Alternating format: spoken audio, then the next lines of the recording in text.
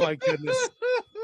Bad Luck Fale is joining us. If you guys aren't following him on Instagram and Twitter, it's at Tokes Fale, Tokes Fale 8 on the TikTok. Just in case we lose him, he's down in New Zealand. The weather's shitty. He's doing the Fale Dojo. Founding member of the Bullet Club.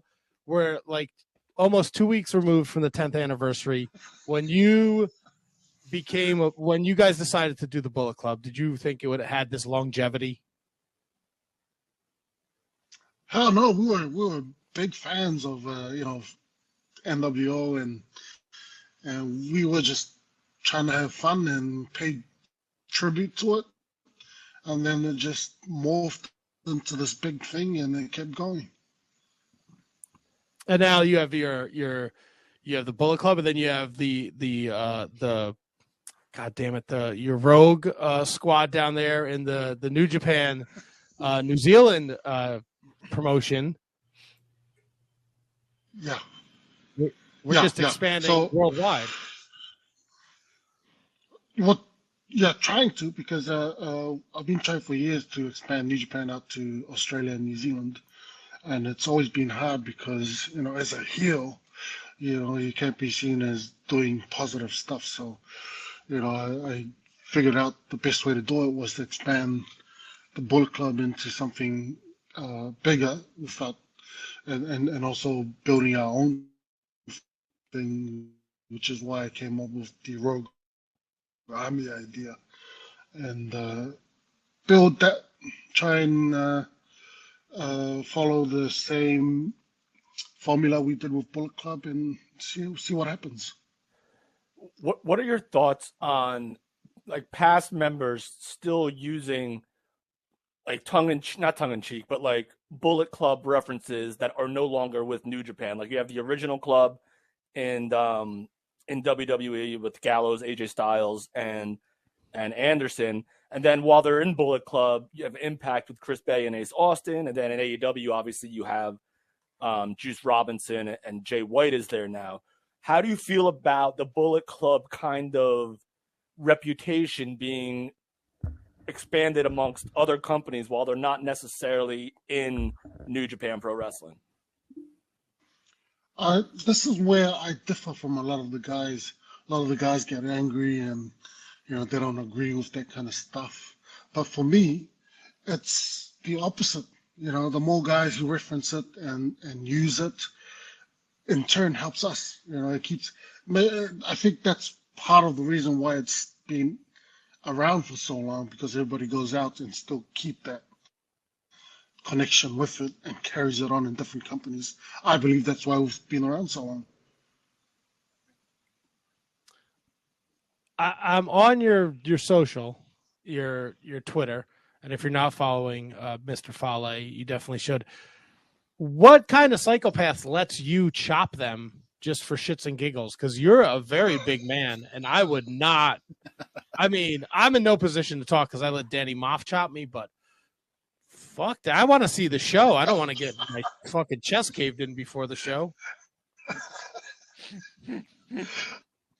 Oh man, I don't know. I don't know. Some people like being hit, much like people who like getting spanked, And some people like to get hit on the chest. So, anybody who offers, I'm more than happy to answer that. I mean, I'm good. I'll watch, but I'm good. Have you spanked anyone? Has that been a request, and has that request been fulfilled?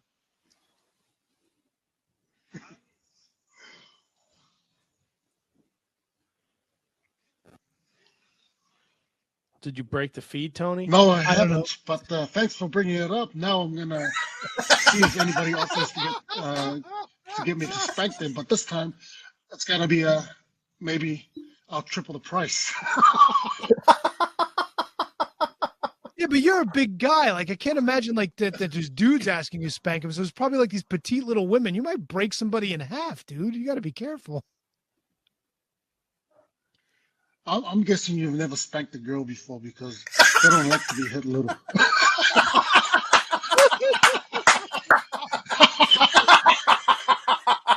Oh boy. They want more. They like it harder, and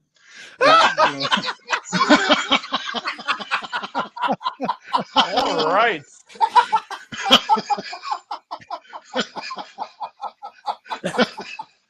and especially the little ones. The smaller they are, the bigger they want it. It's like the little dog. It's like the little dog at the park. They're the ones that are always making all the noise.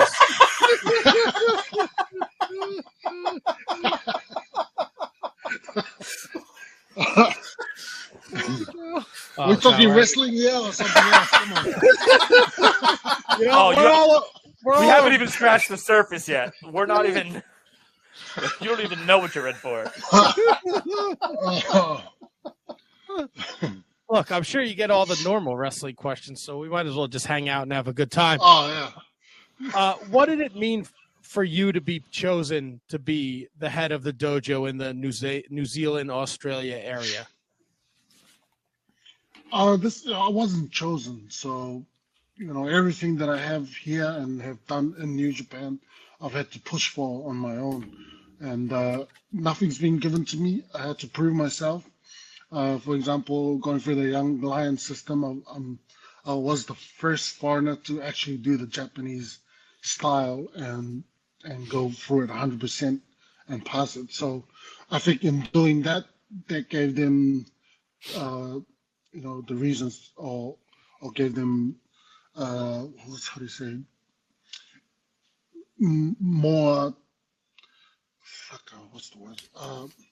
Made them trust me more because I've been through what they've done. So everything I've asked for, they've given it to me. They don't just hand it to you. So if I ask for it, they always say, "Go and do it. If it's successful, then we'll support you." So that's what happened with the school. I started my own school, and I was a affiliate first, and then once I proved that I was doing the school, running the school properly and supplying good talent to the company, then they came on board and made me an actual New Japan dojo. So, other than the actual creation of the Bullet Club, what would you say is, in your opinion, the most defining moment in the tenure of Bullet Club? wow. I'd say, not taking away from the leadership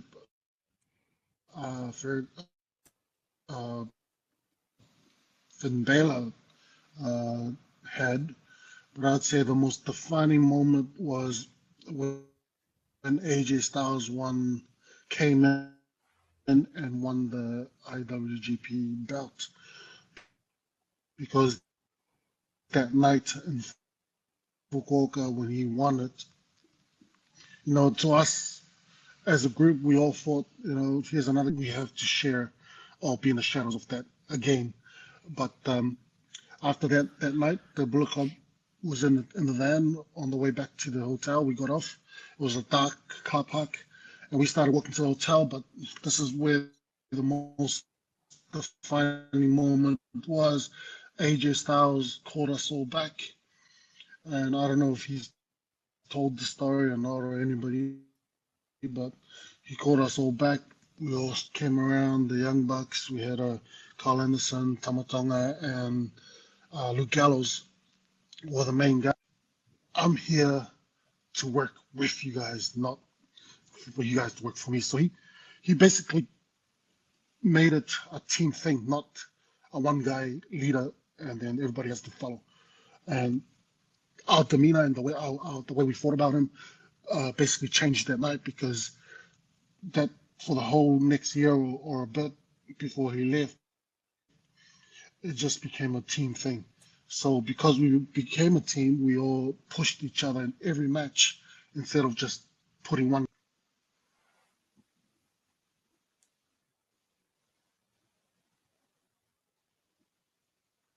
Very cool. That's a great story, and I don't know if people are aware of the Rogue General and his history with the Bullet Club, but you've also been a former IWGP Intercontinental Champion, beating Shinsuke Nakamura And a year ago, Wrestling Dontaku, you and Chase captured the IWGP tag titles. What was that moment like for you? I know you've been a 6-man champion and intercontinental champion, but you and Chase are kind of like, you guys are like the workhorses of the Bullet Club. You know, you're out there in every 8-man, every 6-man, 10-man. You guys are out there on every tour. What did it mean to finally get that opportunity to get in there and show what you guys could do as a tag team? Yeah, it was very emotional because me and Chase had worked together for so long, and to finally get recognized for that, not that we want to be in the limelight like everybody else, but just a little, hey, thank you for doing your job, take it for a little bit. It felt great. But going back to the Intercontinental bout, back then I was still green. I had no idea what I was doing, and thankfully Shinsuke Nakamura was such a pro. He carried me and basically turned me into a superstar in Japan, because winning that bout at the time was actually higher than the actual IWGP bout, and it was the bout.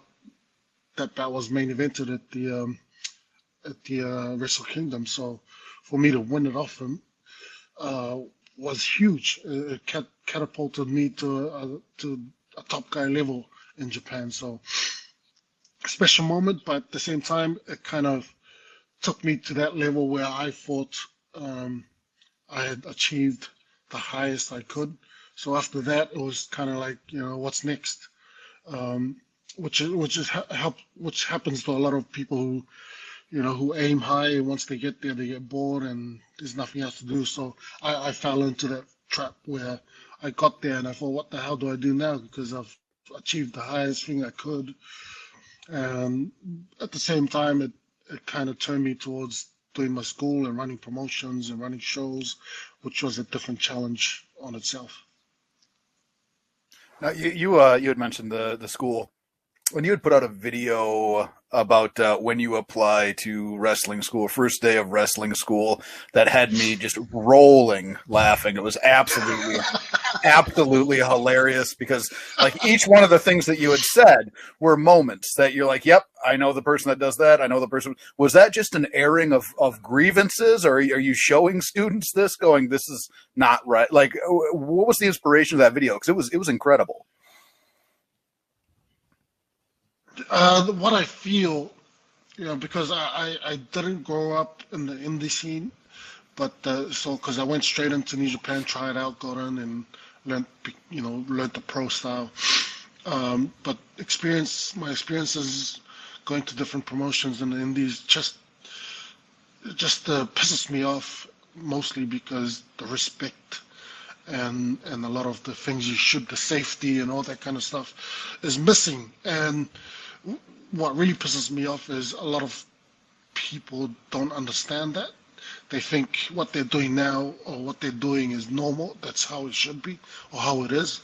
Where I think, because coming from a New Japan where everything has to be, safety is utmost importance and respect and all that kind of stuff. So when I go out, not saying it's anybody's fault, because a lot of wrestlers are taught or are learning what their coaches only know.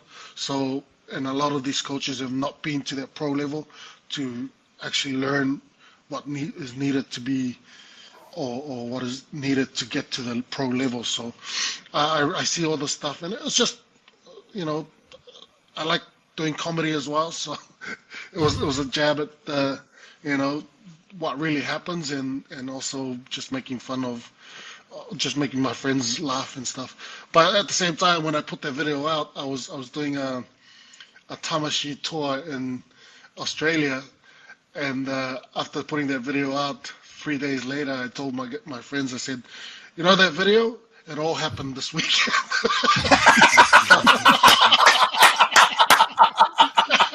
So I was right. Correct. Correct.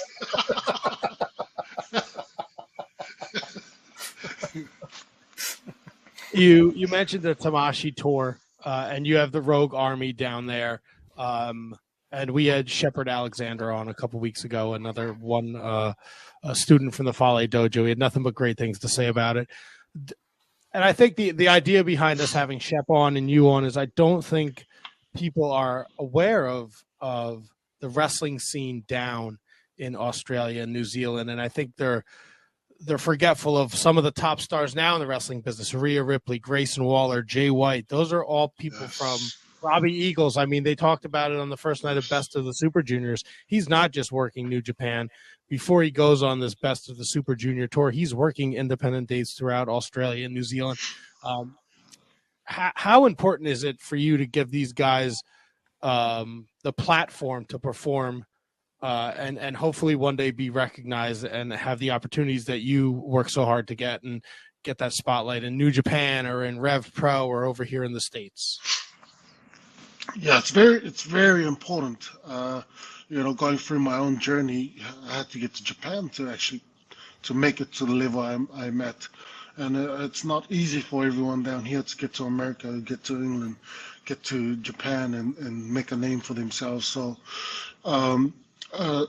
years back, New Zealand, Australia used to be huge. Used to be a huge territory, and everybody would come here. So I want to get it to that level again and give the opportunities to everybody around here to showcase their talents and hopefully get noticed and get recognized to go somewhere else. But the main goal is to grow big enough where nobody wants to go away but stay here and grow the scene here. Let me ask you a stupid question. You ever punch a kangaroo? No, I haven't, but I do want to roast it on a spit one day. Now, look, I always ask any guys that have ever been to Japan. Lance Archer, he turned me on to this. The raw horse. Do you eat the raw horse? Oh yeah, of course. It's a delicacy. Here in our culture, Tongans eat horse, but around the surrounding countries in New Zealand, it's a big no-no. So Tongans are mocked for eating horse, but when I went to Japan, man, it's a delicacy over there, and it's very expensive. So I come back here and I say, well, the Japanese eat it. So beautiful. What is it like? What does it taste like? Does it taste like chicken? Does it taste like beef? It's one of those where it has its own taste. Much like I've eaten kangaroo too. It doesn't taste like anything else. Has its own taste. Does it make you jumpy? Oh,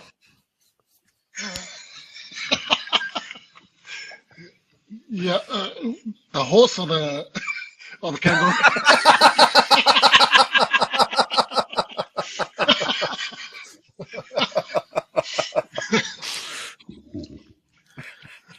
I'm gonna go with the kangaroo.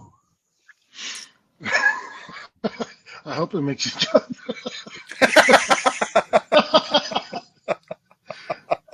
I gotta tell you guys, I do remember you guys because I think back in 2014, 15, Luke Gallows gave me a couple of shirts. Oh, I have the pictures. Hold on. Let me see if I can pull them up. I purposely pulled them today. Oh, nice. yeah. Give me a second.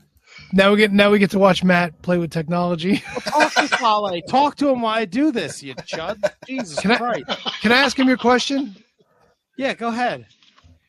It's become a bit of a tradition for Matt to ask all of our guests, and you are one in the line of many. When was the last time you shit your pants? Shit my pants. Yeah. Whether it was in the ring, a social situation, maybe you were in bed and you woke up and you let one sneak. Last time, because pants. Yeah, luckily it has wasn't quite the history in the show. I wish it wasn't so, but it be so. Oh, it's true. I think the last time was maybe 20 years ago, and while I was still at university. Oh, look at that Oh, handsome there guy. you go. Yeah. Who is Incredible. that skinny young fella? I got another Yeah, one. but that was a cool shirt, man. I like that shirt. That's crazy. I remember never knew Gallows. that you got the shirt from Gallows, because I know we sent Gallows and Anderson shirts. I never realized that they gave them to you. That's the first time I'm hearing Yeah, about I that. think they came back. They came back one time, and they're giving it to everyone. Say, "Oh, this is from a couple of friends of ours. We appreciate it if you guys wear it." Fuck, I wore it because it looked cool. It does. It's a I cool got design, I got another one where it looks like you're having a really good time. Is that with the one with the? Is Yeah, that the cigar picture? I think I Yeah, know that's which the one it is. cigar picture. Hold on, let me. Oh, love this picture. This is Yeah, a I good think one. we had just started, and we were friends Oh, with yeah. everybody on Facebook. So I just sent a bunch of T-shirts to everybody. Let's check this one out. See, Yeah, here's this is- here's what people didn't understand about the Bullet Club. There back it then. is. Oh yeah, there you go. Ah, That's awesome. That's what a great picture. Which one am I thinking of? yeah, man, that's awesome. That's on the top floor at the Tokyo Dome. It's insane. Insane. So you were saying what people didn't understand about the Bullet Club? Yeah, at the beginning stage, everybody would just support each other. Like, if I had something to get over, I'll give it. I'll ask the guys, can wear the shirt, and we all take photos. We would do things like that, and in turn, everybody who we helped on the side would in turn spread the word about us. Because when we started, the internet was still new, Twitter was still new, and all that kind of stuff. You know, followers weren't we weren't on TV in the States at the time. You know, we only had hardcore Japanese wrestling fans. So in order to get our brand out, you know, we were doing things like this, like you know, Gallows and Anderson giving us your guys' shirts. We wear it, and you guys talk about us, and we're doing a lot of things like that, and it really helped get the word out about the Bullet Club because our company in Japan, the president had no fucking idea that we were blowing up around the world, and still treated us like we were nobodies. I remember one time I was with Anderson and we were talking to the president saying, "Hey, we need to get these shirts printed for the fans and stuff, and we need to push it out." And he was like, "Oh, man, not that many, not that many." And then there was a show in New York, and the president went along. He comes back just ecstatic, like he's like, "Hey, I can't believe everybody's wearing your shirt over there." And me and Anderson looking at each other and going, "This motherfucker." So I can't pull this up on the screen, but tell me if you could see that one. That might be my favorite one. Yes, Tama. Yeah. Yeah, See it. that's Yeah, like yeah. my favorite one. That's my go-to. I love that one. That's a cool picture. That's a cool shirt, guys. I like that design. It stands out. Nice. Well, we are forever grateful for you guys rocking the pink and black while you guys were doing the two suites and stuff. I got to ask you about David Finlay. Okay, I love Jay White. Jay White's my guy. I love him. They fucking cheered for Eddie Kingston when he fucking beat him, and now he's out and he's on fucking AEW, and now I got David Finlay running around. I don't like it, Fale. I don't like it. Yeah. Why? He looks like he's going through a fucking midlife crisis. He dyed his hair black. He rides a fucking motorcycle. He's got a shillelagh. Who gives a shit? I gotta I give don't you like- here's why I support him. Here's why. Right? Nobody really knows who I am in the Bullet Club, right? Because I stick to my fucking lane, right? That's how I get paid. Stay in my lane, and I'll get paid really well. If I jump in somebody else's lane, I'm not gonna have a long career. Okay, this is why I like him, because his lane is to be the leader, right? Not me. My lane is to sit back and get paid. Right? Then But how much would it cost me to have you step in the lane so we can get rid of House of Torture? it'll cost you a spanking. That's what it'll cost. I will dress however you want, as long as I don't watch another fucking House of Torture match. I'm in. Sign me up. I'll meet you You're halfway. gonna dress like David Finley. I just shaved my beard today. I'll be grabbing that shillelagh either. That's money in the bank. No, I give him a lot of props because he's coming out with something different. And straight away I was like, what is he trying to do? But then I thought, man, it's different. Everybody is talking about him because he's doing something different. Why not? Let's see where he goes with it. I hope he carries it on and take us for another, 2-3 years and see what happens after that. Would you say that there was ever an underappreciated member of Bullet Club that deserves more props than he has gotten? And if so, who would that be? Two, actually. There's three. I'd say Gallows, Anderson, and Tama. Anderson, when he was still there, I would have loved to see him in the front, and because that guy is one of the most selfless guys out there. Because when he comes out with you in a match, he does nothing but tell everybody in the world that you're the best wrestler in the world. And he's a great worker too. He taught me a lot throughout the years, but I would have liked to have seen him go further while he was at New Japan. Also, Tama Tonga. Tama, great athlete, but like me, and people like me and Tama, it's very hard to get ahead in Japan because of a certain, what. But it's easier for other people to get ahead just because of it. But that's how it goes in Japan. Now you mentioned Tama and Tonga and Hikuleo, all cousins of yours, and they were all once in Bullet Club, but now they've strayed. I mean, could we see the Rogue General go Gorillas of Destiny? Are you tried and true with the Bullet Club? I'm still in the Bullet Club, so yeah, I like getting paid. It's all about, look, I get it. It's all about that money.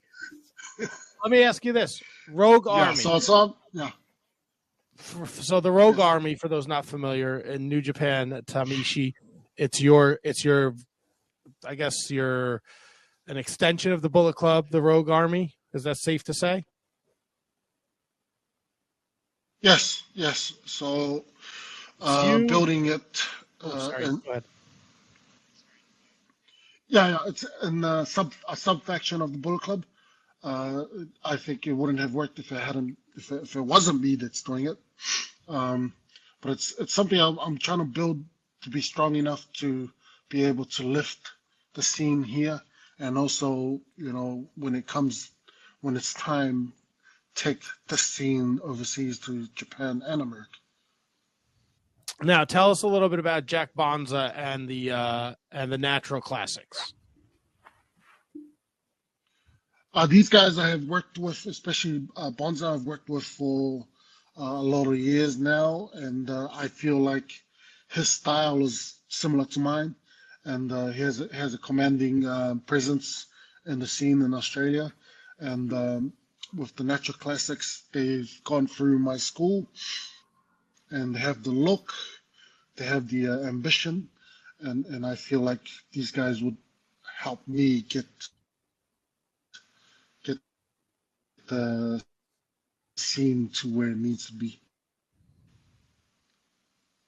Is there a chance we see Bad Luck Fale in the G1 this year?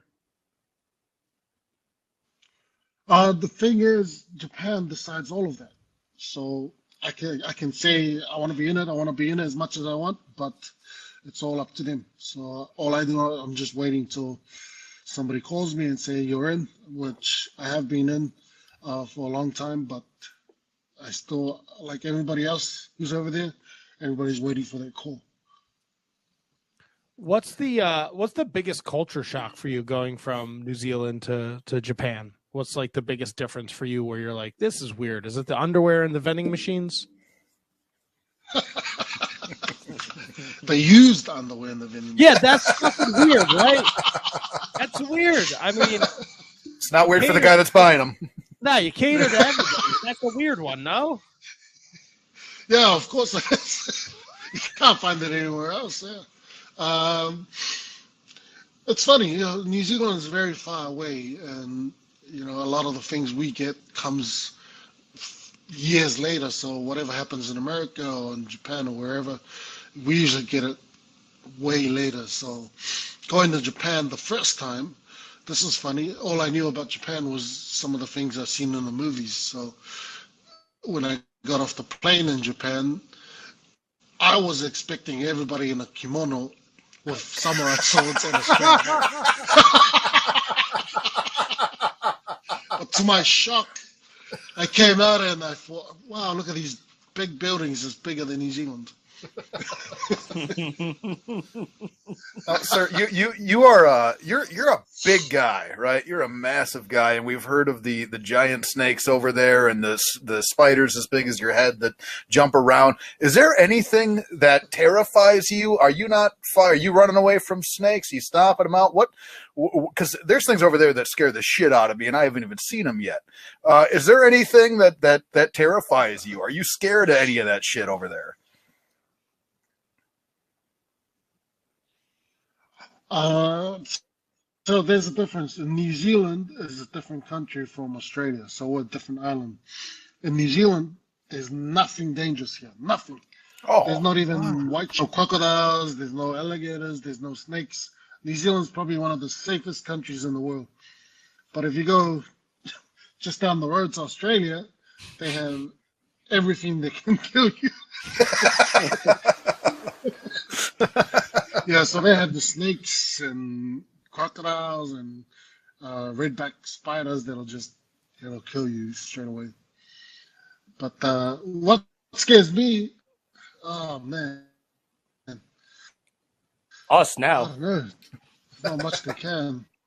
I wouldn't think so, man. You're a giant Shit guy in your walking around. pants, that's probably what scares me.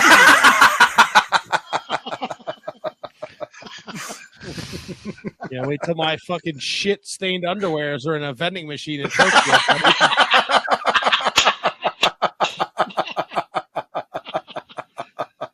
You'll be a rich man. Nobody's buying that. Nobody's buying that. Now, Master Waddle will don't buy a know. pair. You don't know. I bet you Tai Chi buys that shit. You watch your fucking mouth about Tai Chi, bro. Now, Yoshi, you know who buys the panties in No. the vending machine? Don't say it. No, Yoshihashi does. He always looks like he smelled something funny. Am I wrong? Am I wrong? No, you're not wrong. So, He's always like, huh?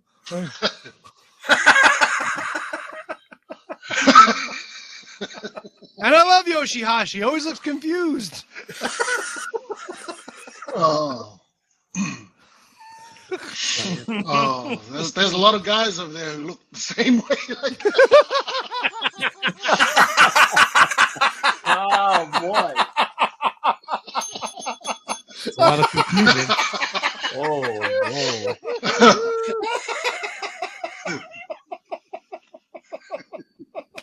Fale, do you have I looked on NJPW 1972, but there was no word yet. Do you know when the next Tamashi tour is going to be? Tamashi. Tamashi. yeah, come on, man. Nothing confirmed yet, but I am planning on looking at either July, August. The goal is to get it to a level where we can do it once a month, and then from there weekly. But that's going to take a lot of work and a lot of support from Japan, which I have right now, but I need a lot more. And like everything else I've done, I need to keep pushing it before they can come on board 100%. Unless I find a big sponsor who can come on board and take it to the next level. And if you're that big sponsor, you should go to faledojo.com and hit them up, let them know. All right, that's Shit, right. yeah. Thank you. Nice. Who Shiny is Wizard, I think Shiny Wizard might come on board, would they? Hell yeah. I don't know about big, but Yeah, I mean, we'll small, mediocre, laughable. We'll pay Bad for luck. the panties. bad luck. I'm recording from We'll the auction basement out of some. Dad's house, so I don't. We'll have a auction whole some lot. shitty pants.